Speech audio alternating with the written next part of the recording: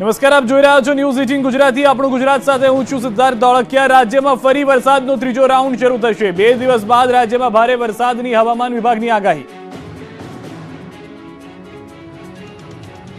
રાજ્યમાં 2 દિવસ સામાન્ય અને 2 દિવસ ભારે વરસાદની આગાહી કરવામાં આવી છે। દાહોદ, પંચમહાલ, મહીસાગર જિલ્લામાં ગુરુવારે ભારે વરસાદ ખાબકી શકે છે। ભરૂચ, નર્મદા, તાપીમાં પણ ભારે વરસાદની આગાહી છે।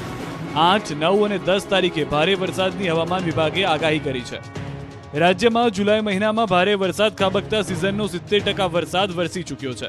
50 વર્ષમાં પ્રથમ વખત આ વખતે જુલાઈ મહિનામાં સૌથી વધુ 24 ઇંચ વરસાદ ખાબક્યો, જેમાં કચ્છમાં 117, દક્ષિણ ગુજરાતમાં 82 અને સૌરાષ્ટ્રમાં 62% વરસાદ નોંધાયો છે, જ્યારે ઉત્તર ગુજરાતમાં સૌથી ઓછો વરસાદ 57% વરસ્યો છે। તો રાજ્યમાં સરેરાશ સિઝનનો 70% વરસાદ નોંધાયો છે।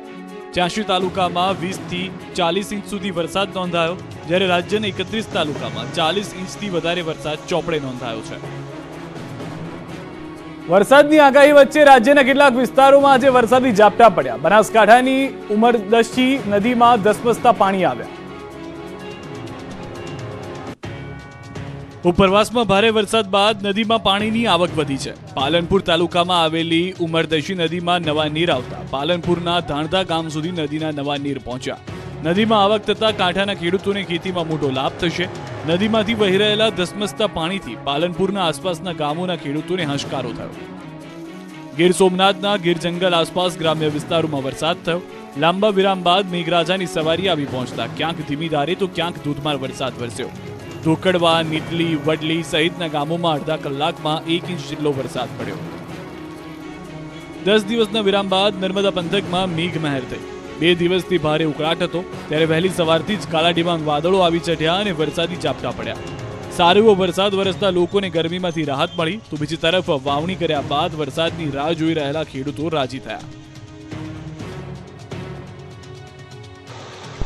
અરવલ્લીના માલપુર અને મેઘરજ ગ્રામ્ય વિસ્તારમાં વરસાદ વરસ્યો। ગ્રામ્ય વિસ્તારોમાં વરસાદથી અનેક ખેતરોમાં પાણી ભરાયા। કુંભેરાબા રોડ નજીક નીચાણવાળા વિસ્તારોમાં આવેલા ઘરોમાં પાણી ભરાતા લોકોએ હાલાકી વેઠવી પડી।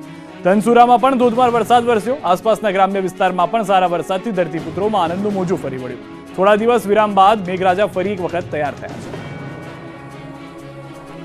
અમરેલીના ગીર કાંઠાના ગામડાઓમાં લાંબા વિરામ બાદ વરસાદનું આગમન। ધારી તાલુકાના સરસિયા, કુબડા, ત્રંબકપુર, ગોવિંદપુર, સુખપુર સહિતના ગામોમાં ધોધમાર વરસાદ। લાંબા વિરામ બાદ થયેલા વરસાદથી ખેડૂતોમાં ખુશીની લહેર છવાઈ। વાતાવરણમાં ઠંડકથી લોકોને ગરમીમાં આંશિક રાહત મળી। આ તરફ અમરેલીના વડિયા પંથકમાં પલટાયું વાતાવરણ। ક્યાંક ધોધમાર તો ક્યાંક ધીમી ધારે વરસાદનું આગમન થયું। કેટલાક દિવસના વિરામ બાદ મેઘ સવારી આવી પહોંચતા વાવણી કરેલા પાકને જીવનદાન મળશે।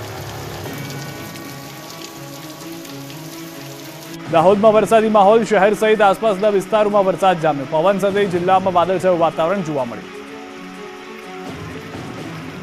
સાબરકાંઠાના ખેડબ્રહ્મા પંથકમાં ગાજવીજ સાથે મેઘ સવારી આવી પહોંચી। 4 દિવસના વિરામ બાદ ફરી એક વખત વરસાદી માહોલ સર્જાયો। અસહ્ય ઉકળાટ વચ્ચે વરસાદથી ખેડૂતોમાં હાશકારો થયો।